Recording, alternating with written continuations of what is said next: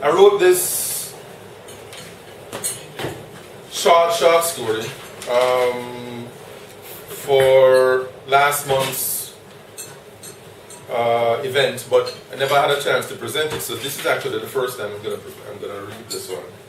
It's a story called The Road.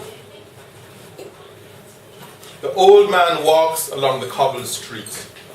His sandals go slap, slap, swoosh, swoosh as he walks along, slowly, shufflingly. The sun is hot, and sweat trickles down the back of his neck and down his veined cheeks from his forehead, which is merely an extension of his shiny pate, which, in turn, provides the perfect reflective surface for the sun's rays. The sweat pools in his neck and soaks his collar, then his shirt. It could be any old man in any country in the world. As he plods along, he occasionally dabs half-heartedly at the sweat with a damp rag that he extracts from the left back pocket of his faded slacks. His mopping efforts have no lasting discernible effect. His back bowed, his eyes taking the cobblestones as he shuffles over them. Slap, slap, swoosh, swoosh.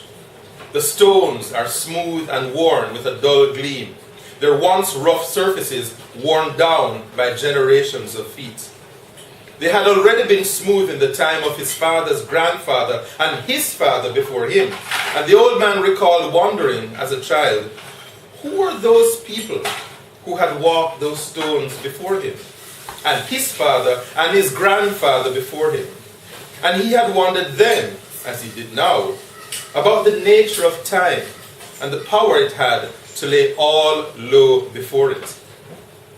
The old man passes a bar from which a snatch of music escapes, as its door swings open and disgorges a bleary-eyed young man who narrowly misses colliding with him, veering off at the last minute, muttering incoherent swear words as he staggers drunkenly down the short flight of steps.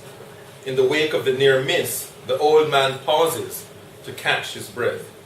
He sighs deeply, shrugs, sets off again, slap, slap, swoosh, swoosh, along the cobbled street.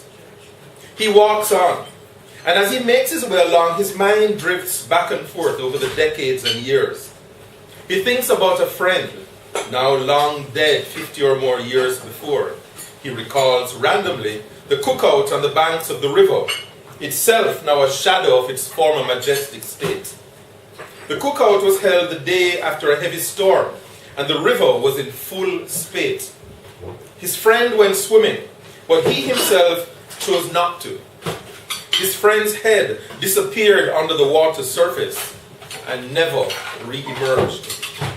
Then came the inquest, the questions. The verdict, accidental drowning. 2 tiny words to describe the end of a promising life, one that had been filled with laughs, jokes, and sheer dreams, of hopes and desires. Hardly adequate, those words. Accidental drowning. The old man sighs deeply as his head sinks fractionally lower towards his chest. The street curves up a hill. His steps get a bit slower as he pushes up the grade. Slap, slap, swoosh, swoosh. A young girl walks past him down the hill. She's all folded in upon herself, staring straight ahead, wearing the virtual armor that many women wear, particularly attractive women, the armor that they think and hope shields them from the looks and stares of others, particularly men. He grunts a reply to her proffered, facile greeting. He recognizes her, or rather, he sees the resemblance between her and her grandfather, who he remembers had been at the river that day too.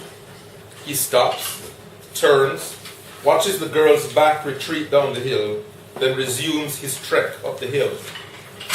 At the top of the hill is a park with a row of comfortable benches, as comfortable as park benches can be.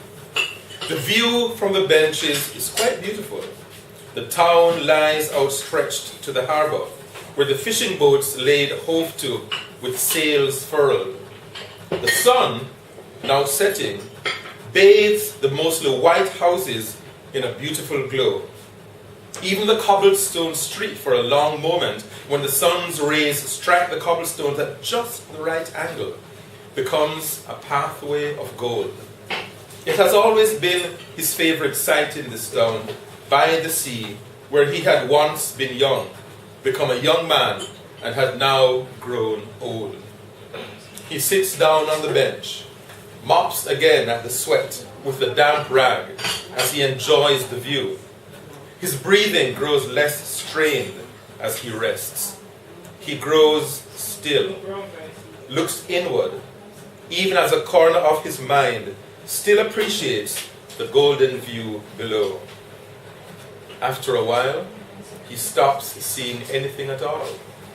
The sandals slip off his feet and rest on the grass. Thank you.